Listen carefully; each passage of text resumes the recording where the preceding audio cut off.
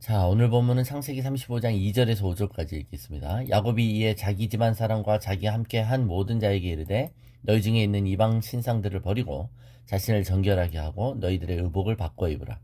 우리가 일어나 베델로 올라가자. 내 환난 날에 내게 응답하시며 내가 가는 길에서 나와 함께 하신 하나님께 내가 거기서 제단을 쌓으라 하노라 하매 그들이 자기 손에 있는 모든 이방 신상들과 자기 귀에 있는 귀고리들을 야곱에게 주는지라. 야곱이 그것들을 세겜 근처 상수리 나무 아래에 묻고 그들이 떠났으나 하나님이 그 사면 고울들로 크게 두려워하게 하셨으므로 야곱의 아들들을 추격하는 자가 없었더라.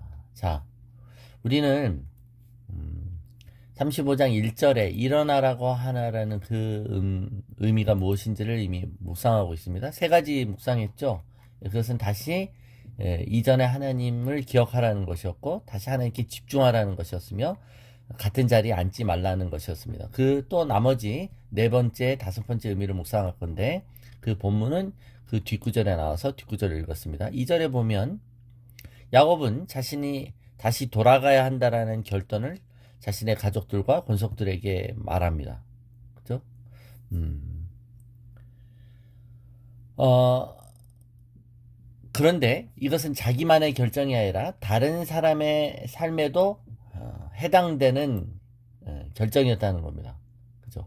그러니까 여러분, 나는 돌아가지만 너희들은 너희들 삶에 있어라. 이렇게 뭐 나랑 상관없는 삶이잖아. 이렇게 하지 않죠.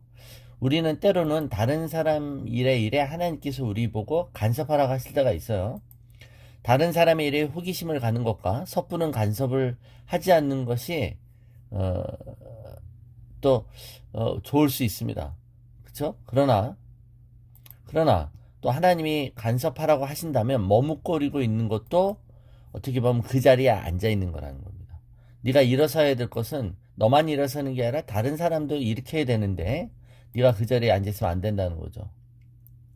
여러분, 우리는 우리 삶 속에 일어나는 모든 우연한 만남에 대해서 책임을 물으십니다. 그 말은 지금 내가 이 만나게 되고 이렇게 관계가 설정이 되고 인연이 된 이 사람들에 대해서 어느 정도 책임이 있다는 거예요. 내가 부담감을 가져야 된다는 뜻일 수 있습니다.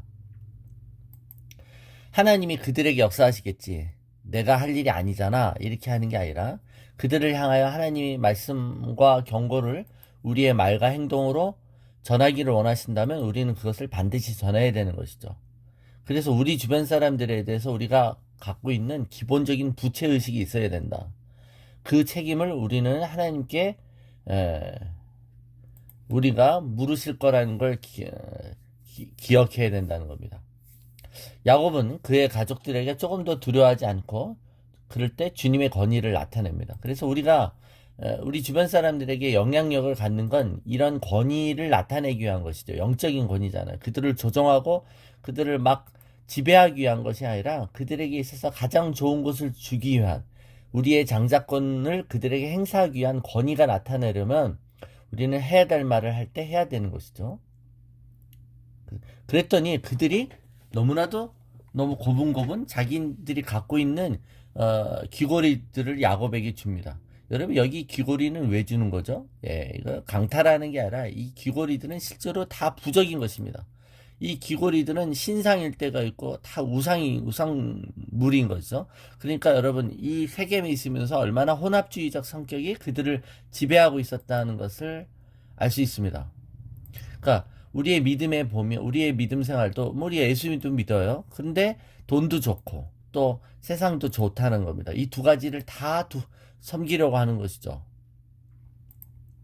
하나는 버려야 되는데 말입니다. 그래서 하나님이 보내신 사람을 만나서 음성을 듣고 음성에 마음이 울릴 때 그 말에 순종하게 됩니다. 자신들이 무엇을 하는지도 모르지만 그 말에 순종할 때 우리는 그 말씀으로 인한 유익을 누리죠.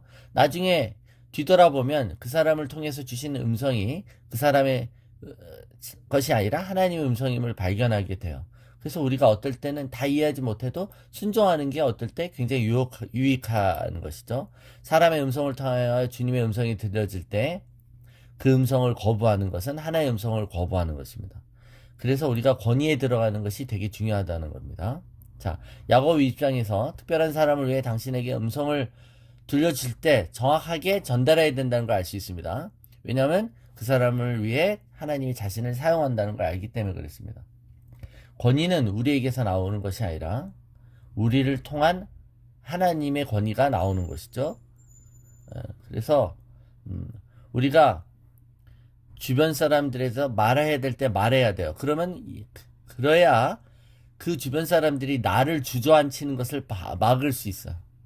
그렇죠? 결국은 주변 사람들을 권하는 이 모든 행동들이 나를 위한 행동일 수도 있다는 것을 알게 된다는 겁니다. 그랬더니 자 일어나라는 것은 내가 일어날 때 하나님이 일하실 것을 기대하고 두려워하지 않아야 된다는 뜻입니다. 다섯 번째, 자 그들이 떠났습니다.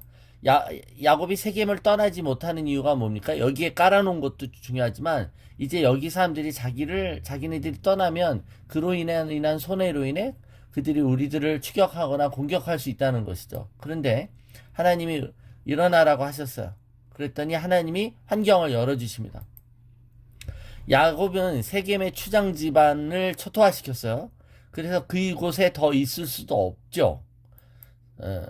섣불리 움직일 수도 없는 거예요. 있을 수도 없지만 움직일 수도 없어요. 왜? 보복이 두려웠기 때문입니다. 삼촌 라반의 추격과 에서의 추격을 두려워했어요. 그죠?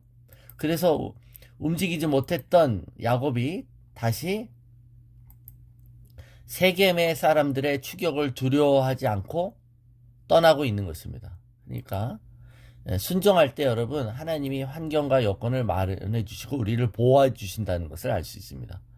그래서 여러분 하나님의 음성에 따라 일어나시기 바랍니다. 그럴 때 하나님이 우리의 두려워하는 것들을 제거해 주시고 우리의 환경을 만들어 주실 뿐만이 아니라 우리 주변의 사람들이 우리를 방해하는 것도 막아주실 것입니다.